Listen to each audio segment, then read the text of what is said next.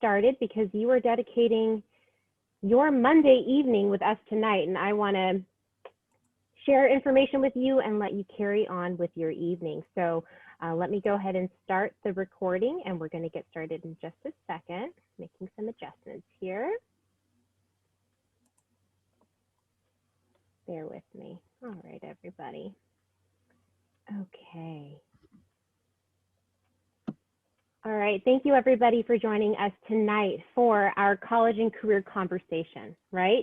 If you are here to talk about what's next in your journey as an 11th or 12th grader, this is the right place for you. Even if you're in 9th and 10th grade, you'll get something out of this, okay? My name is Bea. I'm one of the CUSD-Futureology counselors. With me tonight is my colleague, Monica Cabrera, and also my colleague from Tesoro High School, Tiffany Lee. And tonight's presentation is hosted by CUSD-Futureology and the Tesoro Guidance team. So thank you for your support in co-hosting this event with us. Just some housekeeping items for all of you tonight, okay? This presentation is being recorded, so you will receive a link to this recorded presentation to refer back to later on. If you have questions, use the Q&A feature, and please do not be shy. I think you can use the chat feature as well, but definitely pop your questions into the Q&A box, and we'll answer as we go along as well. And we're gonna have some time at the end to answer your questions as well. You're all muted. Your videos are turned off. We can't see you, we can't hear you. You are just here to soak in all of that good information, and hopefully we'll learn some new things tonight that will help you in your journey. So a little bit about who we are, just in case some of you don't know who we are. Monica and I are from CUSD-Futureology, so we work with the district. We work with high schools all over the district to work with high school students in guiding you in your college and career journey, okay? We're credentialed school counselors. We have experience in college admissions reading. We've all read for the UCs as an example, so we know what it looks like kind of on the back end as far as college admissions goes.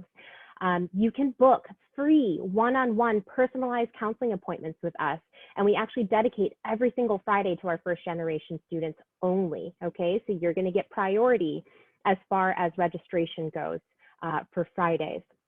We meet with you in the mornings, in the afternoons, even in the evening. I have an appointment at 7 p.m. tonight, right? So if you have a crazy schedule, just know that we are going to be around for you to meet with us because we want to be available for you. And we're meeting with everybody online right now, so you don't really have to go anywhere to meet with us. Typically, we actually met with students at the Mission Viejo Mall, which is kind of a funny place, but it was actually very convenient. So a little bit about you. I'm interested to know, what is your grade level? I want to get a sense of who's in here and what grade levels we have with us this evening. I'm imagining it's a lot of 11th and 12th graders. So just let me know what grade you're in or what grade your student is in. That works as well.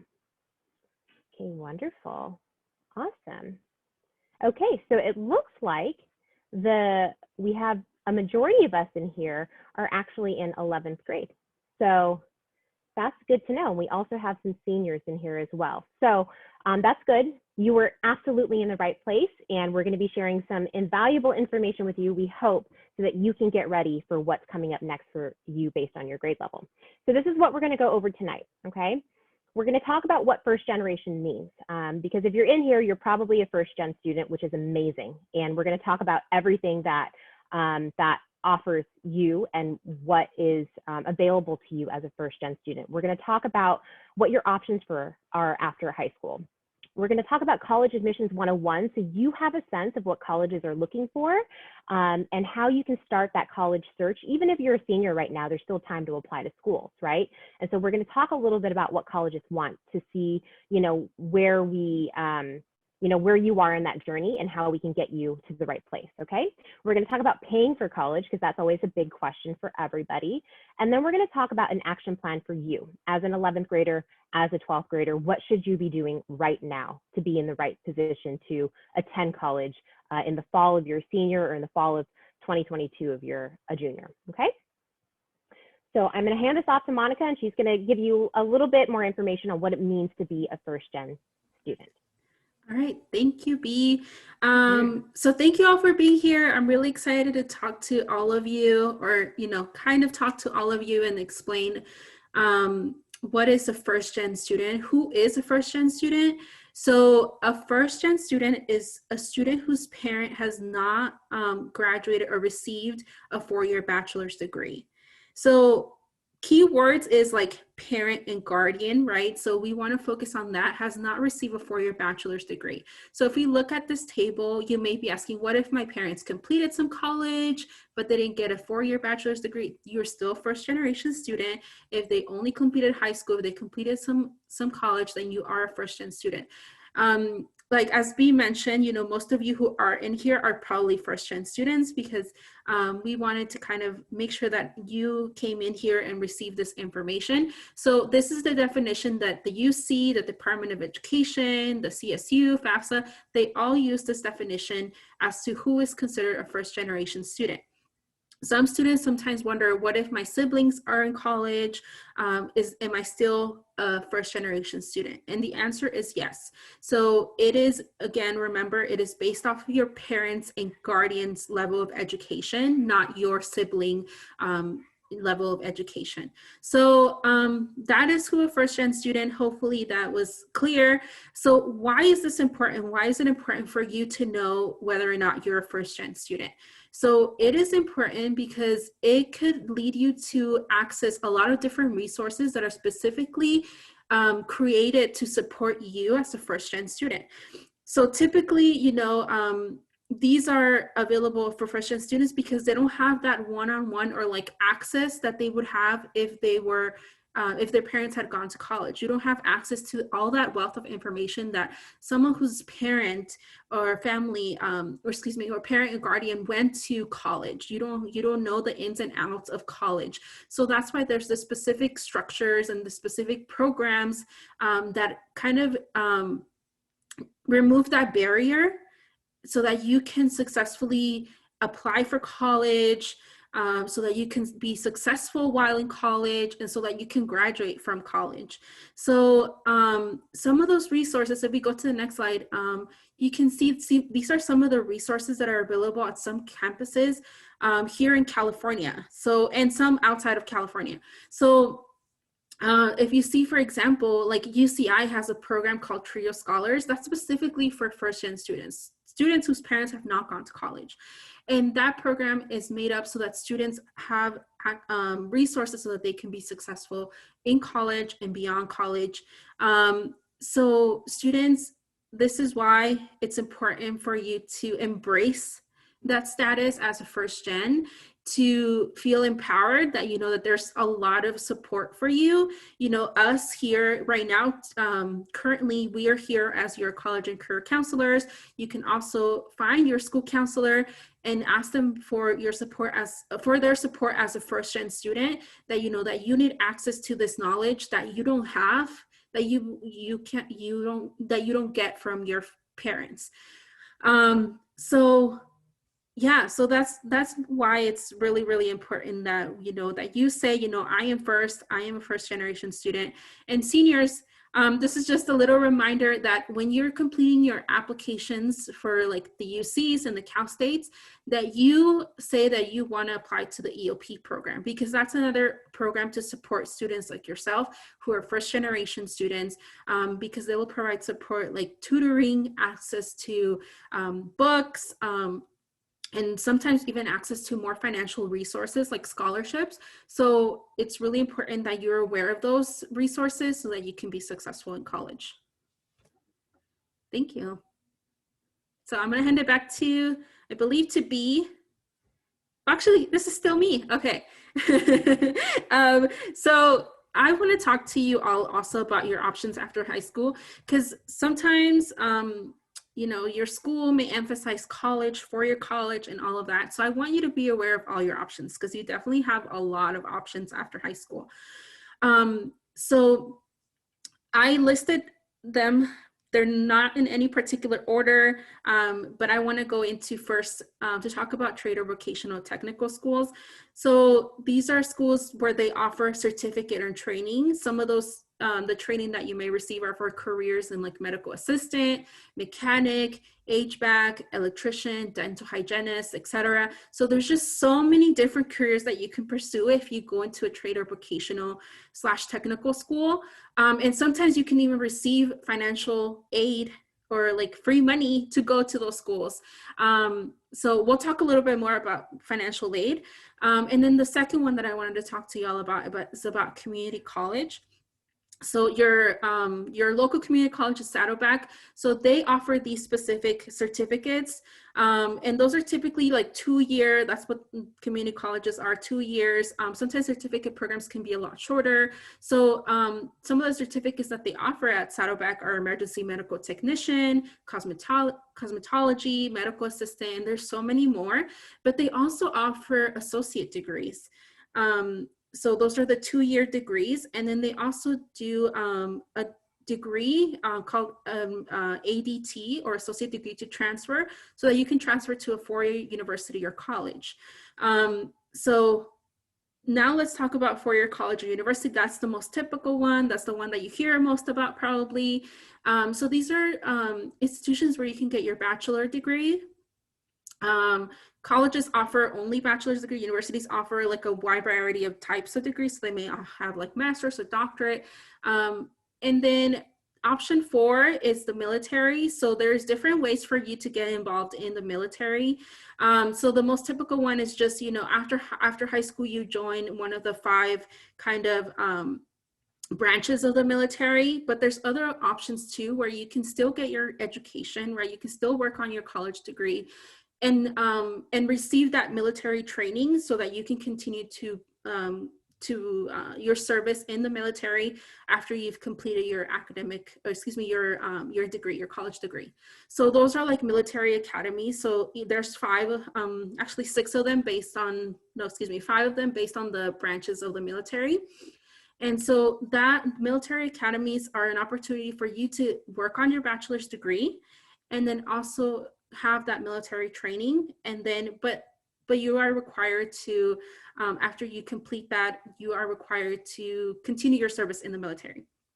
And then ROTC programs are similar to military academies, but ROTC are offered at like more than 1,000 different institutions or colleges. So that's another way for you to kind of go through, find other universities that might fit you better, but still get that experience, that military experience, and then continue to also serve in the military after you complete your college education. And then finally, the last one's apprenticeship. So this is on-the-job training. These are paid positions. Usually your employer will pay for you to get trained.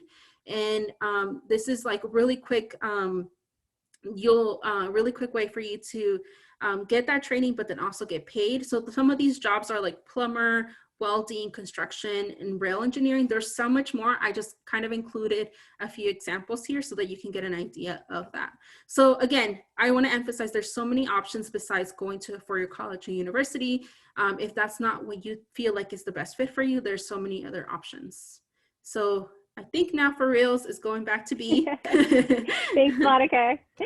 So yeah, okay. So now, right, we know what first generation means. And by that definition, I'm assuming a lot of you in here are first generation. I'm first generation. Monica's first generation. Tiffany, are you first generation as well?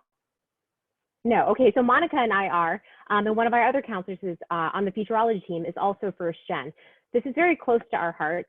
And you know, we know what it's like it's not that your family doesn't like know anything, right? It's just that you don't have what we call, it's called social capital, right? You don't have that experience to lean upon. And it's just, sometimes it's nice to have that, right? And when you don't, it can be, you know, a little scary, a little confusing, which is why we're all here to kind of walk ourselves, you know, to walk you through this with our guidance, because we know how it feels and what it's like, right? So let's talk about college.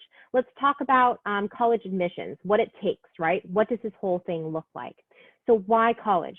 Before we talk about what they want out of you, why you should be going, right? Or let's start with that, is why you should be going, right? Why college? Monica just gave you some really good options after high school that are just above and beyond college, different from college, right? And if you take any one of those paths, that's good. Those are good paths to take, right? But we're going to focus right now for the rest of the evening on college and why. So let's start with this graph. I want you to take a look at this, okay? So this is the unemployment rate in 2020 for ages 25 to 29, young people, okay? You'll see here that the unemployment rate in the age of COVID, right, when everything shut down, when people were losing their jobs left and right, what do we see? People with a high school degree or less had the highest rates of unemployment in 2020, young people. We're looking at just over 20%, right, between February and July. So we're seeing the highest rates of unemployment among young people who have a high school diploma or less. Following that, we see that people with some college education, right, maybe they attended a year or two of college and then they entered the workforce, they still maintained a pretty high rate of unemployment, right, among young people in the age of COVID.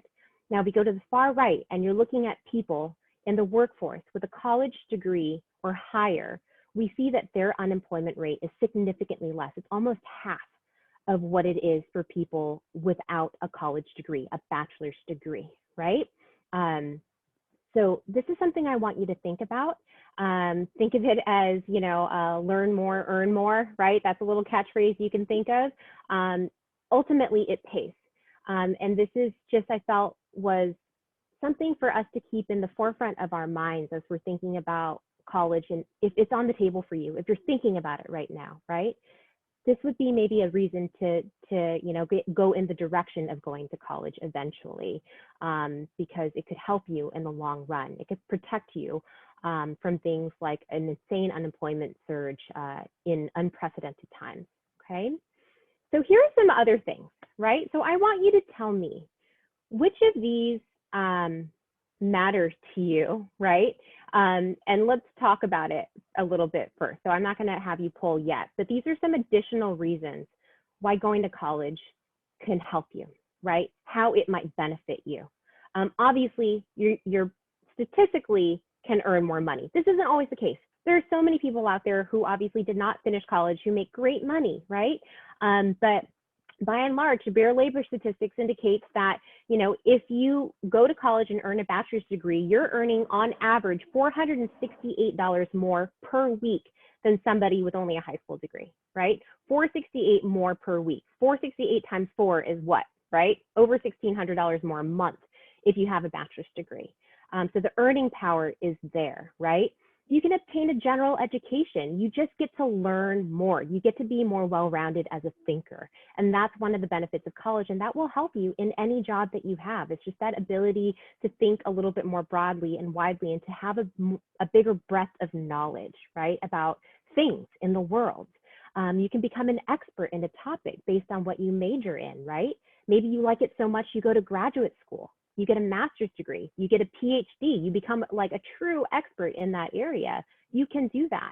And the higher the degree, typically the more you're going to earn, right?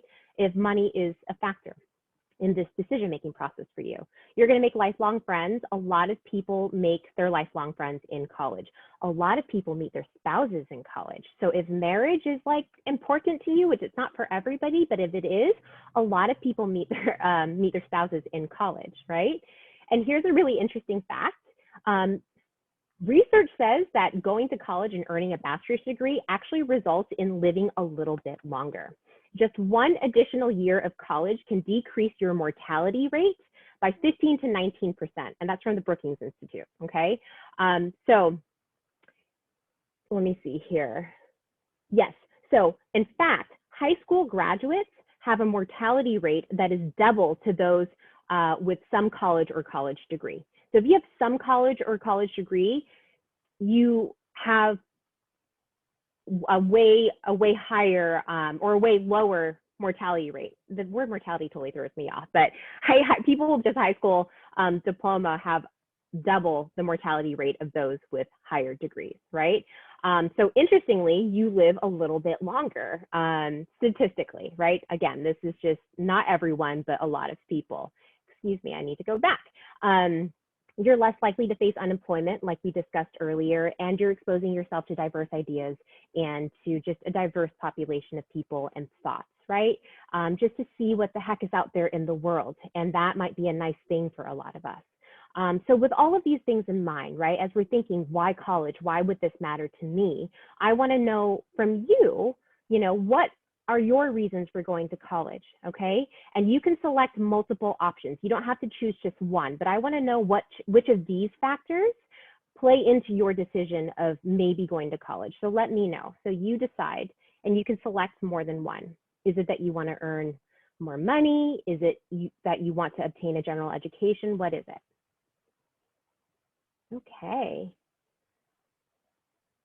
All right. So for some of you, it's everything, right? I just want to see, and I'll share my results with you once you're all done responding, but we'll see what, the biggest factor in this is for you. Let me give you a couple more seconds to decide. All right, everybody has voted. Beautiful. Okay, so let's share these results, okay? So, all right, big concern. We don't want to be unemployed, right? We've seen what it can do to families and to our own personal lives if we've been impacted to be unemployed during really crazy times. So that's a huge factor for a lot of you, and to earn money, right? Thank you for sharing that with us. And these are all valid reasons, right? All valid reasons. So let's talk more about this. Let's get you into college, okay? So what are they looking for? We have our why. We know why you want to go. And these are really good, valid reasons that you have. So how do you get in, right? Keeping in mind that there are 4,000 plus degree granting institutions in this country, okay? There are so many of them, so you're going to get into some. I promise you that, okay? So let's talk a little bit about what they're looking for. What is your guess? I'm going to have you guess before I give you the answers, okay? So you tell me, which one do you think is the most important on this list? I'm going to give you a second to look at all of these factors going into college admissions, and then I want you to tell me what you think is the most important factor. And when you're ready, let me know.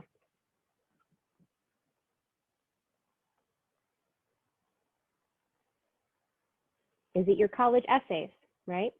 Is it the difficulty of your high school schedule? Is it your grades in high school? Is it your rank in high school, right? Your SAT, ACT test scores, right? Teacher recommendations, activities, college interviews with admissions reps, demonstrated interest, basically letting the college know that you're super into them by going to all of their events and emailing their admissions reps. What do you think it is? Okay, we've all voted. So let's take a look at the results. You guessed grades as number one, okay? That's what we guessed, is grades as number one, and then demonstrated interest, and then essays. Okay, so let's talk. What I'm about to share with you is it's not like a blanket statement for all of the thousands of institutions out there, but this is what we find as college admissions reps, as counselors, okay? So let's talk, number one. Let's see what it is. Classes. What do we mean by classes, right? We mean, and this is a foundation for a reason, the rigor of your high school schedule is important because that sets the foundation of the type of student you are academically, okay? And that is always going to kind of form that floor for you, that foundation of college admissions. And by classes, again, and rigor, we mean, did you take advantage of honors and AP classes, IB classes at your campus? In some cases, they're going to know how many AP and IB courses and honors courses were offered at your high school, and they're going to count and compare how many of those you actually took between 9th grade and the end of 11th grade. They'll be actually through 12th grade. And so did you push yourself? Because if you push yourself, they're going to be like, wow, this kid, really pushed themselves. They're really trying. They're really academically curious. Now, if you're looking at this and you're like, oh man, like that's not, like I didn't take full advantage, that's okay. Because again, thousands of colleges and universities out there, but this is some of the stuff that they're thinking about at schools out there, okay? So number two, grades, you got this one, right? This is what you thought was like the biggest factor was what are your grades? Did you do well in those academically challenging classes, right? Did you do the best that you can? And if not, do you have an explanation for that? Because that's okay too, right? Maybe you were responsible for taking care of 2 younger siblings. Maybe you had to carry on like 2 part-time jobs.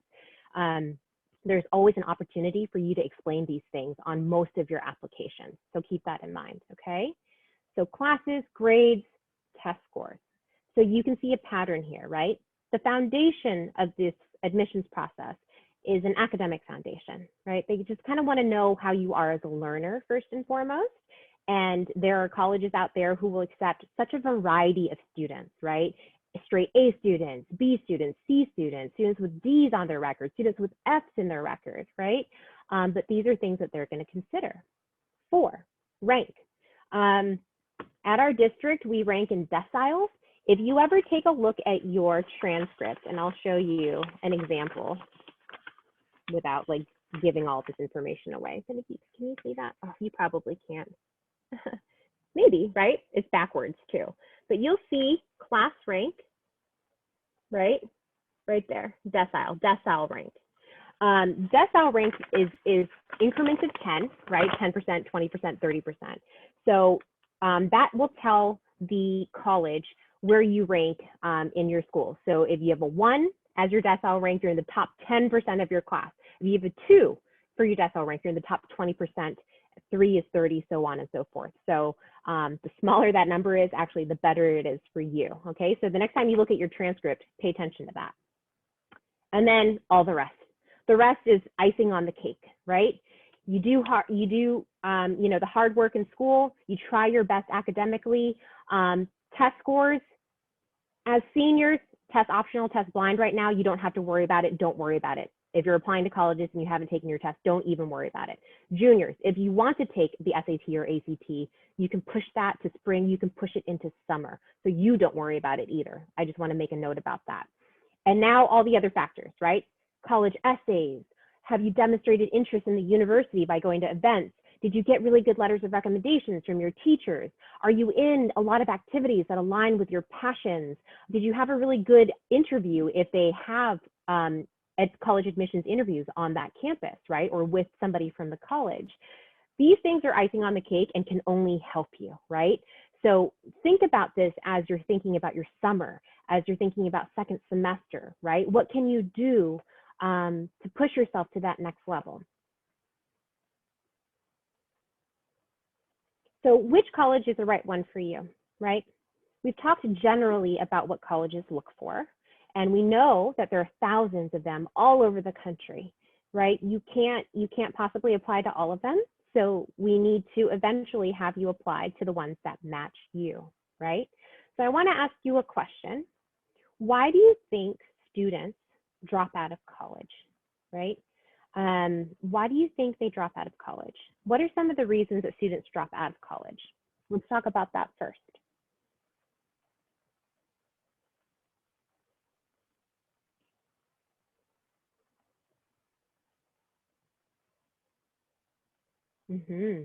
Okay.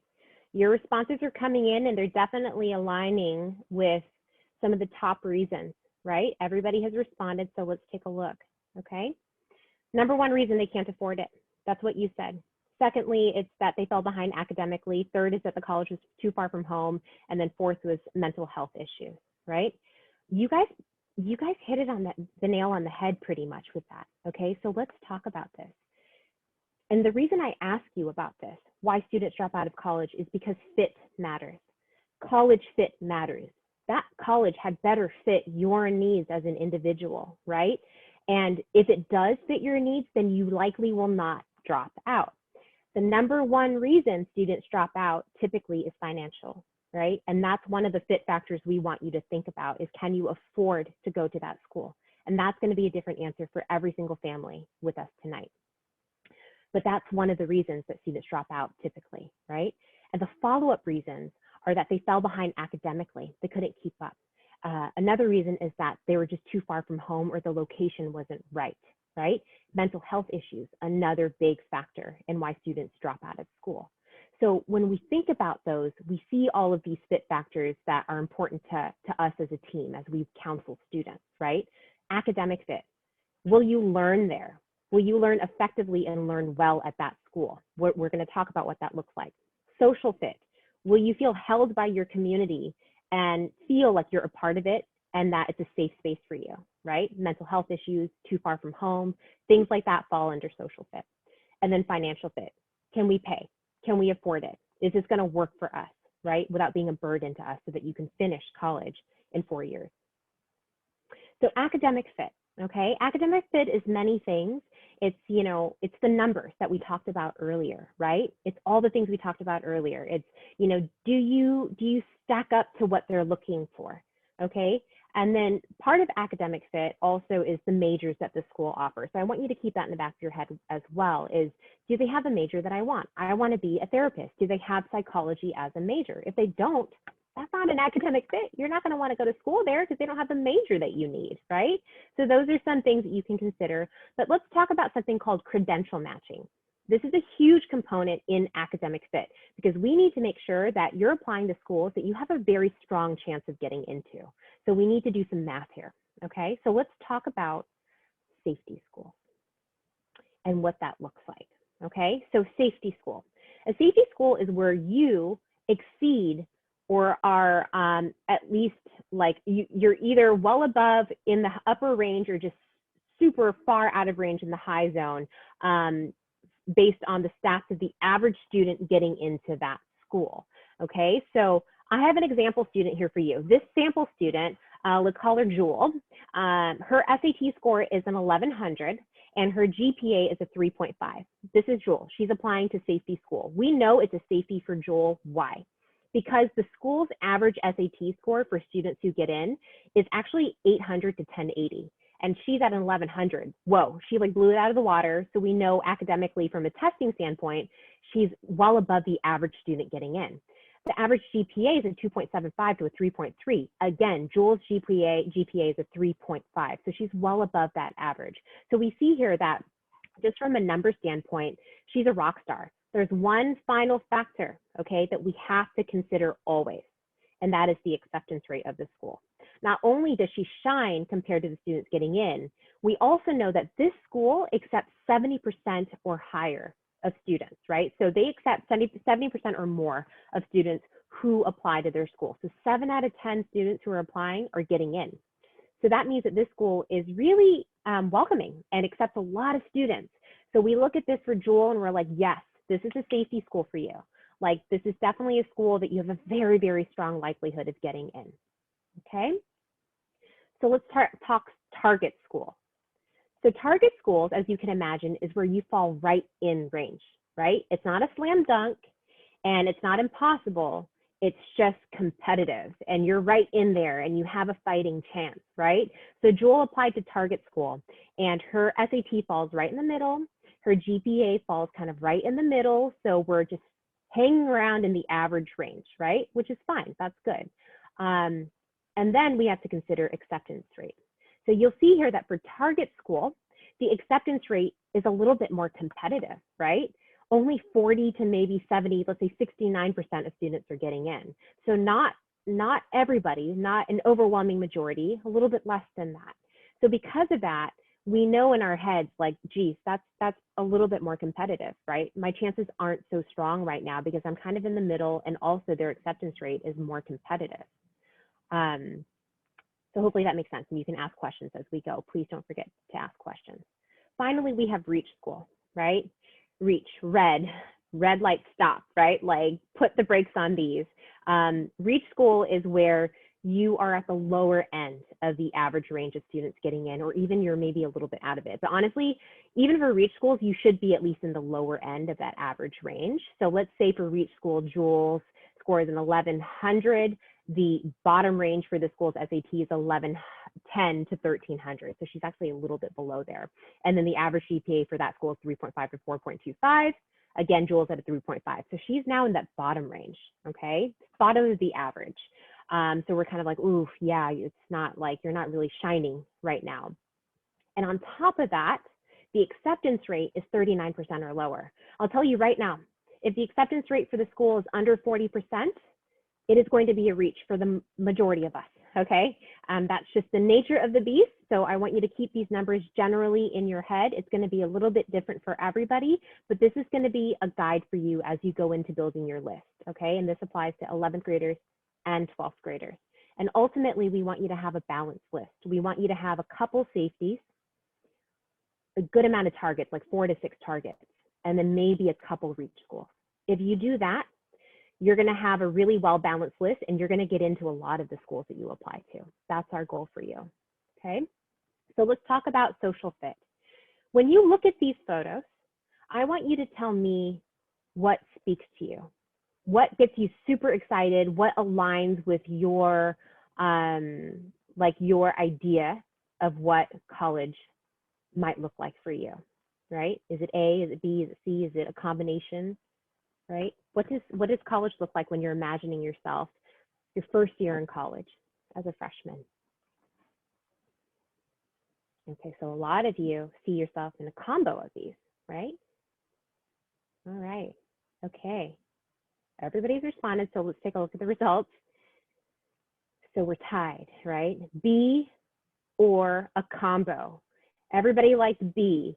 B is like, it's like Harry Potter, right? It probably makes you feel like you're in just some beautiful fantasy land with wizards and all sorts of magic and wonderful things happening. So I ask you this because this is the beginnings of thinking about social fit, right? What feels good?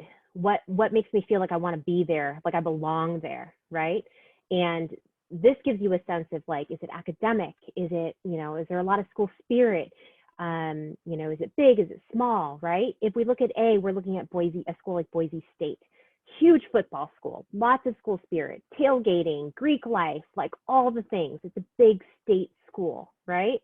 If we look at B, which was the most popular for those of us in here tonight, we're looking at the University of Chicago, okay? Smaller campus, extremely academic, not a football school. In fact, one of their mottos is University of Chicago, where fun goes to die. My husband went there for his master's degree. It's absolutely true. They're just super, super geeked out on academics. And if you're into that, this is the school for you. It's also very competitive, right? It's in an urban setting. It's in the south side of Chicago. So you have to like city life to go to a school like this, like University of Chicago, whereas Boise State is suburban, which it's going to feel more like home, like Orange County, right? And then we have Colgate College for C, which not a lot of you loved, right? Tiny school. It's like hundreds of students. It's a liberal arts school. It's rural, which means it's out in the middle of nowhere. You're not in the city. You're not in the outskirts of the city. You're just in the country, right? So these are some things that you start thinking about as you're thinking, will I fit in? What does the student body look like? What are the clubs that are on campus? Is there Greek life? Are there sports? Is there theater on campus? Are there mental health services on campus, right? These are the things we're thinking about as we're trying to determine the social factor. Okay, so let's talk about financial fit. And Monica's going to dive real deep into this, so I'm going to give you just a general breakdown of this, but we need to make sure that we can pay for college.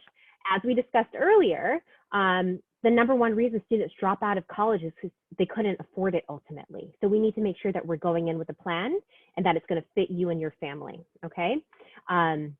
You're going to see that when you apply to colleges, they're going to have a sticker price that you're going to see for tuition. It's going to be like $9,000 or $25,000 or $30,000, right?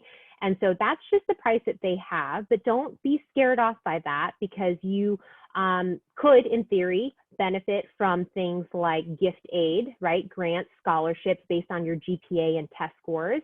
You could qualify for federal loans, which is loans provided by the federal government at a discounted or at a lower interest rate, so you don't owe as much when you're done with college.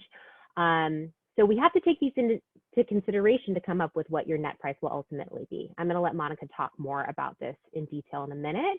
But we just want to make sure that it fits, but we also don't want you to be afraid of the price right off the bat, right? There are tools that you can use, like the net price calculator, which pretty much every university has one of these on their website. And you can punch in your family's numbers, your household income, people in your household, all that good stuff to get an idea. It's not set in stone, but a general idea of how much it might cost, right? Based on what they think you might get in grants and scholarships. Sometimes they'll even tell you what they might give you in loans, depending on the school. And if we look at this and we're like, man, I don't think I can swing it, right? Then we also can consider programs like the California Promise Program, where you can go to Saddleback for free for 2 whole years without paying pretty much a dime. And then you can transfer to the university of your choice for your remaining 2 years of college, junior and senior year. And that's like getting a 50% discount on college, right? So it's affordable. We will find a way for you to go. Just come to us so that we can have that conversation, okay? And keep in mind, like Monica mentioned earlier, if you're a first-gen student, there will be opportunities for you that other students don't necessarily have. EOP is an example of that, right? There is income qualifications for EOP, but you do have to be, you do have to meet those qualifications, and that's going to depend on the school, but we encourage you to apply. Okay, so financial fit, that's what we want to think about. So Monica is going to take us on a deeper dive of paying for college. Monica, take it away. All right. Well, thank you, B. So I want to spend some time talking about financial aid. As we mentioned earlier, this is one of the main concerns for students is, being able to afford college. And that's one of the main reasons students drop out is because they can't afford to go to the college that they chose to go to. So I want to, like I said, I want to spend some time kind of defining what financial aid is. So these are funds to help you pay for your college expenses. So these will look differently. You may get funds from different sources. So some of the sources are here. These are the types of financial aid. So the first one is grants. So this is free money. Free money that doesn't need to be repaid, that you can use towards paying for your college expenses. So for the federal, the federal government has this grant called the Pell Grant. So that's free money from the federal government. And California State also has grants that are called the Cal Grant. There's 3 different grants. If you want to talk about which one you're eligible for, when you meet with us, we can discuss that in a little bit more details. But now moving along, scholarships. These is again more financial aid that you don't have to pay back. This is free money, can come from different sources. So this could be like a private scholarship. This could be a scholarship that a local scholarship from a local business that you applied to and that you received.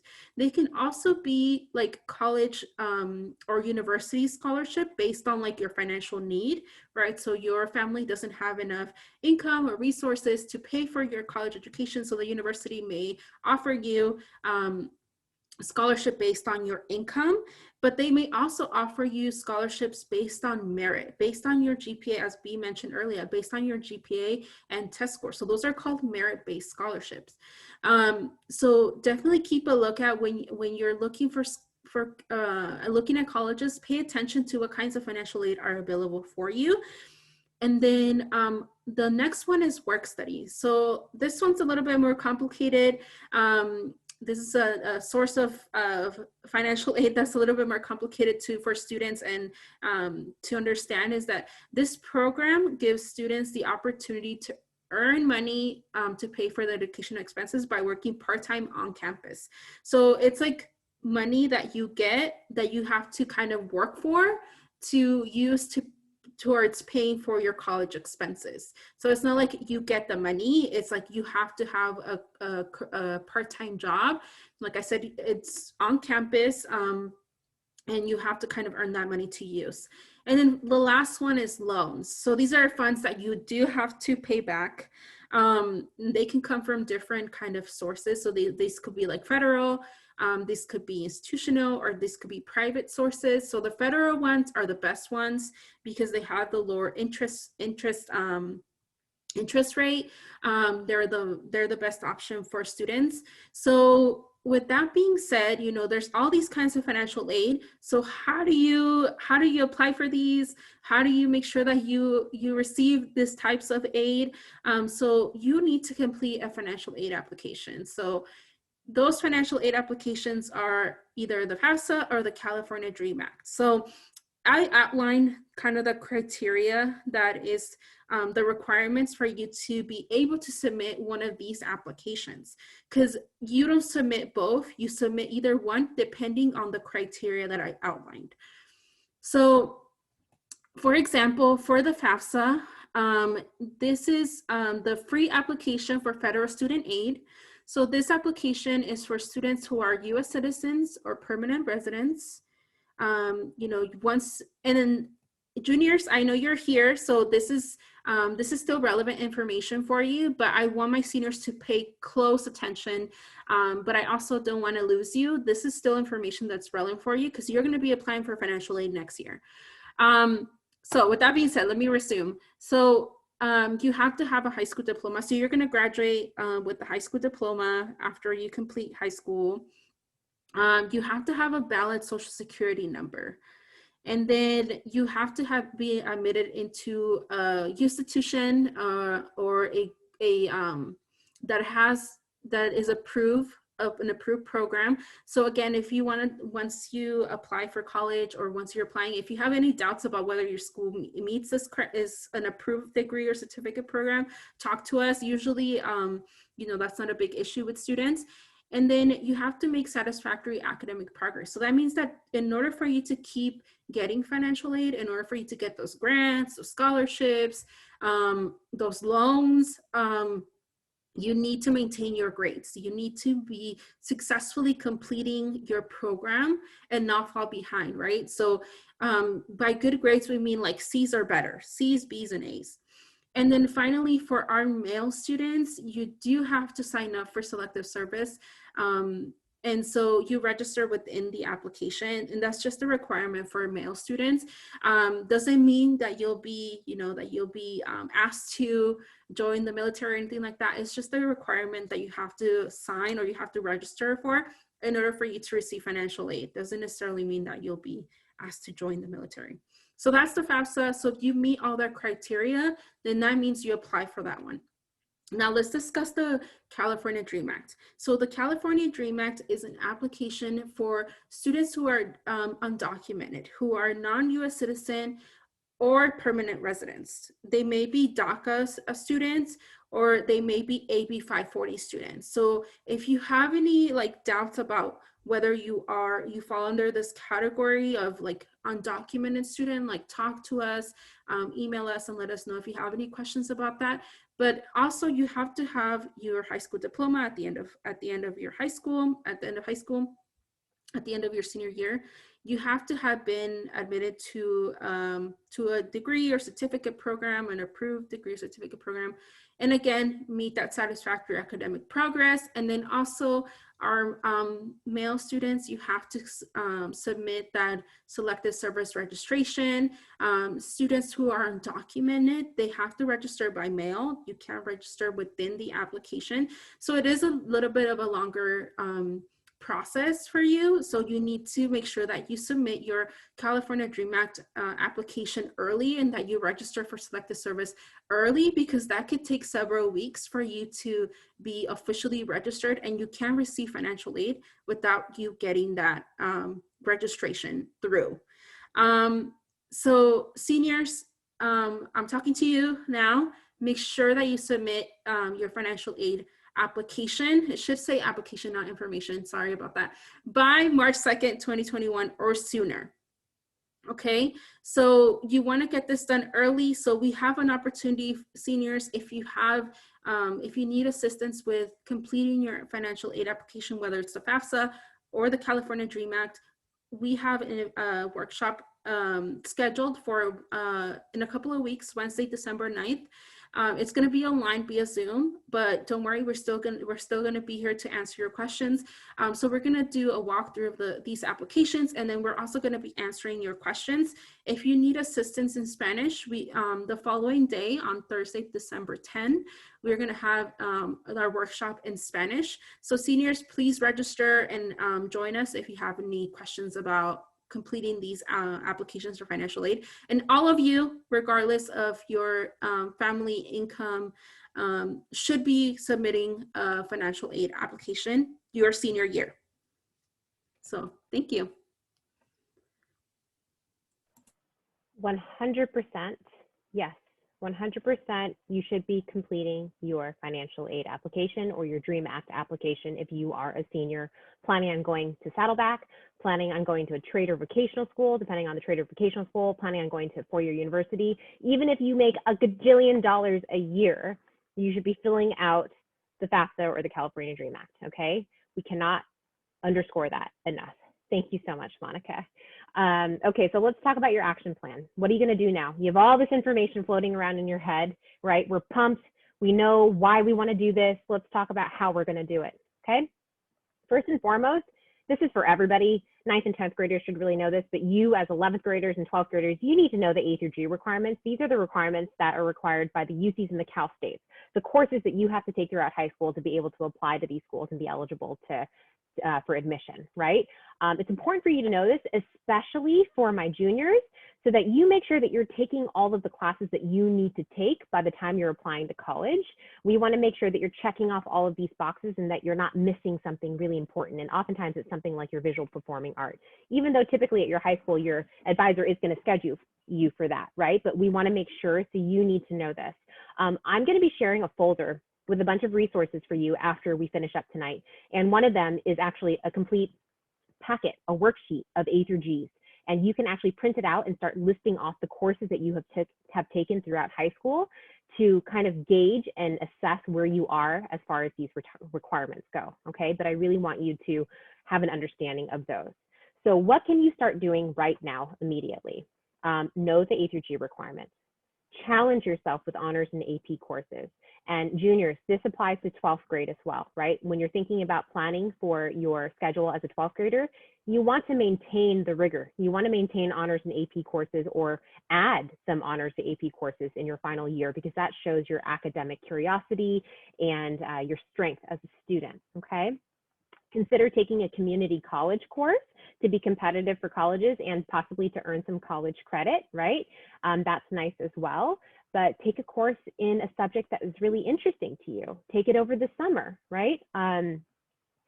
But something to consider as well, just to enrich your learning, to make you more competitive for college, to earn you some college credit possibly. Lots of good reasons to do that. And especially because a lot of colleges are actually evaluating students on, you know, demonstrating that they have done some kind of work in the major that they want to declare for college, right? Let's say that you want to be an engineering major. They're going to say like, hey, what did you do as far as science and math goes in high school? And you'll be like, oh, well, I actually took, you know, astronomy at Saddleback. I actually took a higher level math course at Saddleback over the summer just to get a head start, right? Those things will help. You want to study hard and do the best that you can. Everybody's best looks different. You know when you start struggling, and that's the time to ask for help immediately. Contact your teachers. If you're afraid to or you don't know how to, contact us and we'll kind of walk you through how you might want to reach out to your teachers, right? But get that help. Get that help from somebody and get it early because we want you to do the best that you can in school. It's going to help you in the long run. It's going to help you get into colleges that you might want to go to. And it's going to teach you, you know, how to study in a way that's best for you and how to ask for help when you need it. So please just reach out for help if you need it and do the best that you can and start exploring colleges. We're here for that. We are here to walk you through every single step of this if you need it. So please take advantage of the fact that you have counselors like ready and waiting for you to show up to talk to us, okay? But you're not in this alone. And that's kind of one of the biggest takeaways for you right now. And again, we're gonna say this about 100 more times. Seniors, please complete the FAFSA or the California Dream Act application. Do it by March 2nd, which is the deadline, right? And come to our workshop if you need help. We're going to answer all of your questions there, all of your random, very like specific to your household questions. So as far as the planning process goes for you and here, we're 11th and 12th graders, right? So at this point in the planning, on the planning spectrum, we're in that major and college exploration bubble, right? We're thinking, what do I want to study, right? Where do I want to go to school? These are the things that we're thinking of right now. So what does that look like from year to year? My juniors, right? We want to do an A through G check. We want to make sure that you've taken the classes that you need so far, that you've gotten the grades that you need. Typically, we want C's or higher to qualify for UCs and Cal States. Are you exploring CCA classes on campus or off campus to explore specific fields that you might be interested in? We have a lot of really cool CTE offerings. Are you preparing maybe, I guess the PSAT is over now, but are you preparing for the SAT or ACT down the line? That's a conversation that we can have together to decide if that's a good course of action for you. Are you exploring careers and majors? Do you have interviewing skills under your belt yet? to get a job even right now? Do you have those skills? If not, we're going to offer workshops for that. Did you build your college list yet? Are you planning for summer yet? Right? What are you doing outside of school? These are just some things we want you to start thinking about. And these are some of the workshops that we have upcoming for spring semester that you can attend. Okay, so take advantage of everything that we have to offer. It's always free. We are employed by the district. We're here for you. But come to our workshops, like come hang out with us. Get these skills under your belt so that you're more competitive and ready for college. 12th graders, again, A through G check. Are you continuing on in your CCA pathway? If you've taken a CCA class like fire science or, medical professions or any number of things, right? Automotive technology. College applications, you're in the thick of it right now. If you need help with that, contact us. We can help you with your college application. FAFSA or DREAM Act, once again, you must fill that out if you were a junior going to school after this year, okay? Scholarship search, another thing that you should be focusing on after college apps. I think that can wait until winter, like late winter, honestly, so don't worry too much about that immediately. And then ultimately preparing for life after high school, and that's more of a conversation for spring. So please attend our workshops. Once again, we have the financial aid workshops in December. We have career exploration workshops for 11th and 12th graders, 21st century skills and how to have the traits that employers are looking for nowadays as an employee, right? We're going to have career panels from experts in different fields. We're going to have resume workshops, interviewing workshops, professional mock interviews where you'll get interviewed by a professional in the community. We did it last semester. It was super fun. We had a former NFL player interviewing students. We had Silicon Valley software engineers. We had all sorts of interesting people interviewing our students. So please sign up for that as well. And as always, First Gen Fridays. Every single Friday is all for First Gen students and only First Gen students. We are here for you and we reserve these days for you. So please take advantage of that, right? I think we've overstated why you should be coming in to get our support. We want you to know that you are supported. We want you to know that we are here for you and your family, right? To talk you through this and to walk you through this process, to explore your colleges and careers, to learn about the benefits that you have as a first generation student, to see if you're on track, right, for the college that you want to go to. And this is individual. So we'll take a look at your specific situation and we're gonna work with you based on that situation. We're going to get you to a point where you're achieving the goals that you've set for yourself. So whether it's with us, whether it's with your school counselor at your school site, right? Miss Lee is here with us tonight from Tesoro. So anybody from Tesoro, you can see Miss Lee about this stuff as well. So you have plenty of people to go to, but we just want you to reach out to somebody because this is absolutely a possibility and a reality for every single one of you in here, right? And we are here to kind of help facilitate that for you. These are our booking codes, right? So if you want to scan with your phone right now, based on the school that you go to, you can schedule with that appropriate Futureology counselor for First Gen Fridays. We're booking up for November, but we're opening up for December, so you can book in December as well. And if you have something really urgent, you can also email us. Our email is on our website, which is this QR code over here. So I'm going to give you a second to scan that, but I'm also going to share this flyer with you and you can actually click on the hyperlinks within the flyer as well to schedule with one of our counselors. So don't worry if you're missing it, okay? So that is it. I want to thank you for your time and sticking with us throughout this entire presentation. I'm going to share something with you, so don't leave just yet, okay? Because I want to share a file with you. So we're going to take this time for questions. I'm going to share the folder with all of the resources in it for you so that you have this to look over after today. But if you have any questions right now, please put it in the chat box. Let us answer them for you. Thank you to Ms. Lee from Tesoro for joining us tonight, for co-hosting this event. Thank you to you guys for being here with us tonight.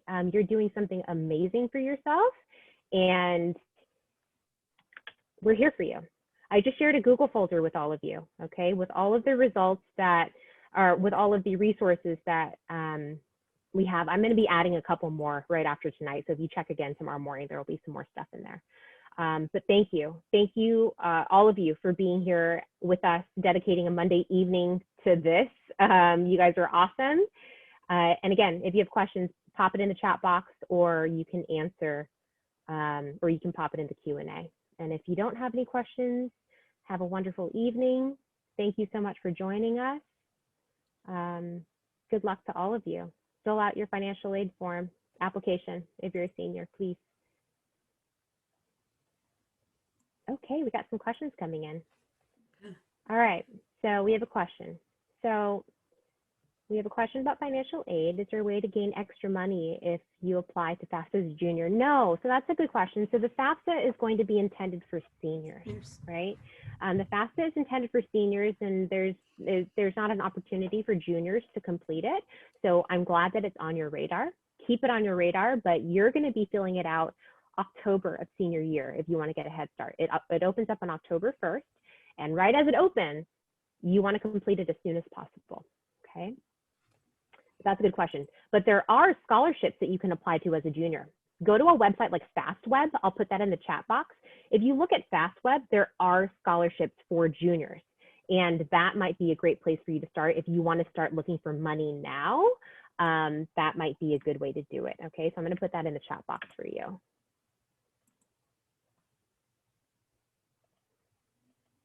Okay, let's see. So what did I major in at UCI, and what were my stats for when I got in? Are you saying that because of my pennant behind me? I did go to UCI. Monica went to UCI too, though, so we're both going to answer. Oh wait, no, all three of us went to UCI. Okay, yeah. So we're gonna give you our stats. Okay, I went to UCI a very long time ago, so it was very different, and I would not get in now. I'll start with that. Okay, when I went to UCI, I filled out a paper application with a pencil. And I submitted a hand-typed personal statement too. I was 12th in my graduating class. I had a really average SAT score. I think it was under 1100. And I had a really good GPA, really high weighted GPA. I took a lot of honors and AP classes, and I was on the TV, or the school news network. That was like my one extracurricular, and I played piano. But other than that, it was not much, and it's way more competitive now. But Monica, Tiffany? Yeah. Yeah, so I also went to UCI a few years ago already. I don't remember my GPA. I don't remember my test scores.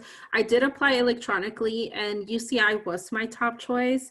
But I can say though, I was very involved. Like I did have good grades. I don't remember my exact GPA, but I had good grades. I was taking honors, I was taking AP courses, and I was involved in a lot of activities. I played sports, I was in clubs. I did a lot of summer programs. And so that's, and I also invested a lot in my essays. And when I say invested, I mean I paid a lot of attention and also spent a lot of time writing those essays. I got feedback from my teachers.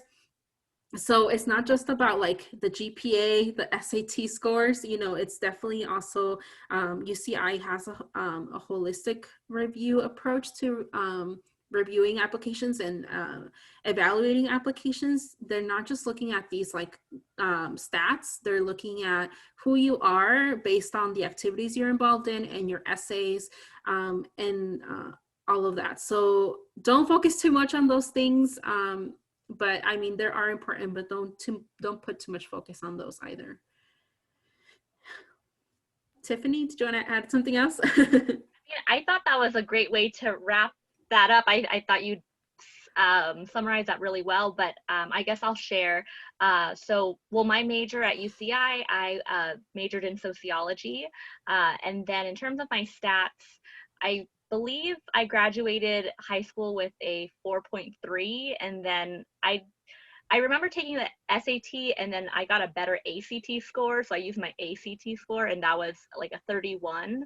But I don't really know where that lands now. I probably am the most recent graduate of us three right here, but just to agree with what Monica said, it is a holistic approach. So, really showcasing, who you are beyond just who you are in the classroom, right? The person that you would get to bring to that university or that college. They want to see that. Thank you, Tiffany. We got another question. Monica, do you want to take this? We can tag team it. Yeah, let me read it out loud for everybody who's here. So due to not having all the academic opportunities this year to better my grades in my AP classes, will that be considered? They are not horrible. However, I want to be a straight A student. Okay, so really great question. So what I will say is, yes, universities and colleges understand that right now it's a very unique time, right? We've never in our lifetime have experienced a pandemic before, so classes have been disrupted. So students are facing a lot of challenges. So colleges are taking that into account when they're looking at students' academic record. So don't feel too constrained by that specific really high expectation that you have for yourself right now. I also review applications for UC Irvine.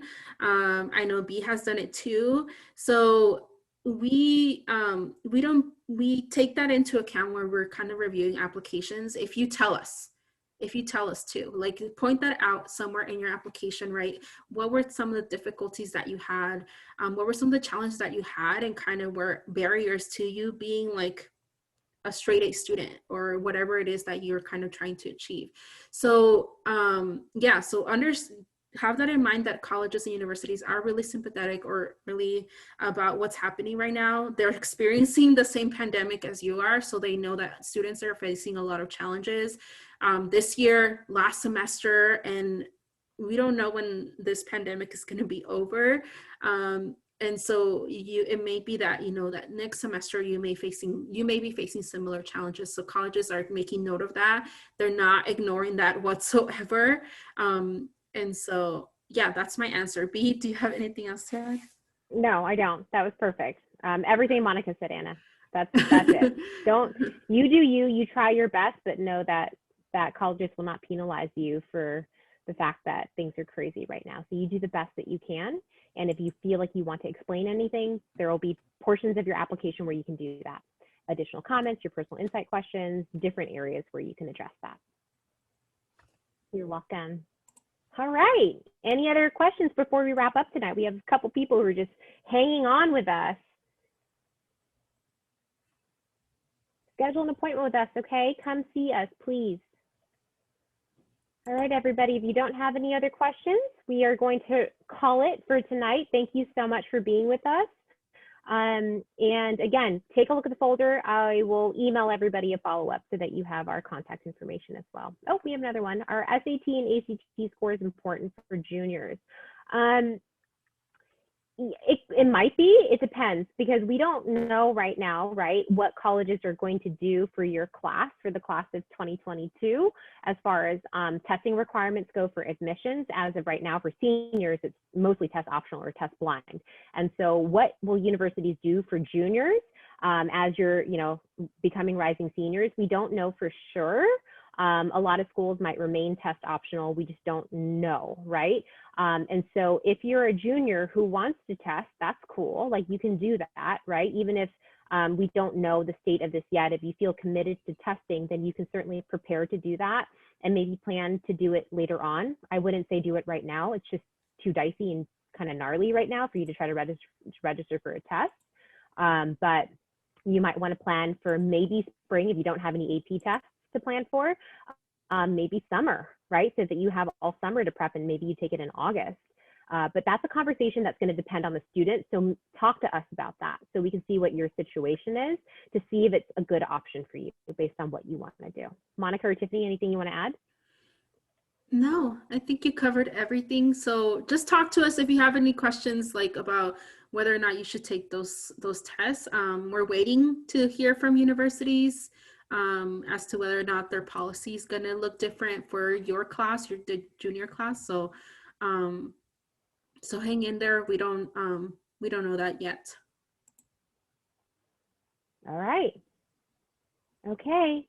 Any last questions? Going once, going twice. And that's it. I'm going to call it. You're welcome. You're very welcome. All right, everybody, thank you so much for joining us tonight. Have a wonderful evening. Good luck to all of you. We are here ready and willing and able to help you in any way that we can. So we hope to see you down the line, okay? Have a great evening